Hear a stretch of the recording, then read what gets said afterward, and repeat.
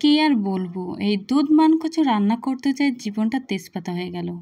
দুধ মানকচু রান্না কিন্তু আমি প্রথম করতেছি এবং কুটাকুটিও প্রথম করছি। কচুতে প্রচুর পরিমাণে আমার হাত চুলকাইছে। কি আর বলবো, লবণ দিয়ে ভালো করে হাতটা চেটকে আমি কিন্তু ধুয়ে নিয়েছি। তারপর মনে হচ্ছিল হাতে কে যেন সুই ফুটাই দিচ্ছিল। যাই হোক, এই সেই কচু।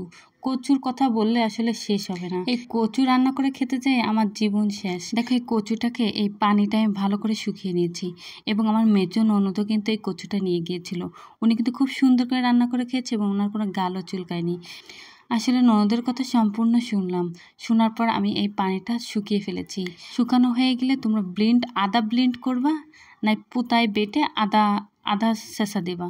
এরপর ব্লেন্ড করতে যাব, দেখি কারেন্ট নেই, কি যন্ত্রণা। আর এখানে দেখি পেঁয়াজ, একটা রসুন ভালো করে আমি কুটে নিয়েছি। রসুনটা আমি এখানে আস্ত নিয়েছি, যেহেতু আমি আস্তভাবেই রাখবো আর কি। তারপরে এখানে কারেন্ট নেই যেহেতু আমি এই পুতাটা দিয়ে, তারপরে যত রাগ ছিল রে ভাই, এই কচু রান্না করতে যত রাগ ছিল সব রাগ আমি এরপরে ঝেড়ে দিলাম। কারণ এত কষ্ট হয়েছে এই কচুটা রান্না করতে, আর অনেক আশা নিয়েই কিন্তু আমি এই কচুটা খুব ভালোবাসেই রান্না করেছিলাম। আর এই দেখো, আমি কিন্তু ভালো করে পোতায় বেটে নিয়েছি। তারপর দেখো, আমার তো রাগ কমতেছে না, কি করব, তারপর গুঁতোতেই আছি। এই কচু আমি এসে খাইয়েই ছাড়বো। তারপর এই দেখো, পাতিলটা গরম করতে দিলাম। গরম হলে তারপর আমি আবার এই দুধ মান কচু এই কড়াইতে ঢেলে দিলাম।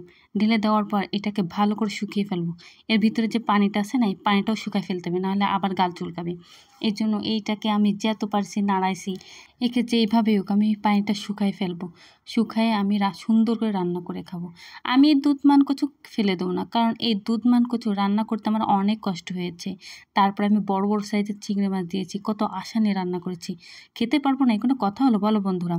তারপরে কি করবো, এই দেখো আমি কিন্তু পানিটা শুকাই ফেলেছি। তারপরে এখানে সরিষার তেল দিয়েছি, আর এখানে আমি কিন্তু সরিষার তেলটা খুব সুন্দর করে গরম করে নিয়েছি। আর এখানে দুটো শুকনো মরিচ দিব, যেহেতু এর সঙ্গে শুকনো মরিচ দিলে কিন্তু খেতে অনেক বেশি মজা লাগবে। তারপরে পেঁয়াজ আর রসুনটা দিয়ে দেবো। পেঁয়াজ আর রসুন সুন্দর করে বাদামি কালার ভেজে নেব। আর আমার শাশুড়ি বলেছে আমি রান্নাই করতে পারি না। আমার শাশুড়ি আমি দেখাই দেবো শাশুড়িরা কি মনে করে আমি সব রান্না করতে পারি, একবার ভুল হবে সে জিনিসটা বারবার করবো, দেখি কতবার ভুল হয়।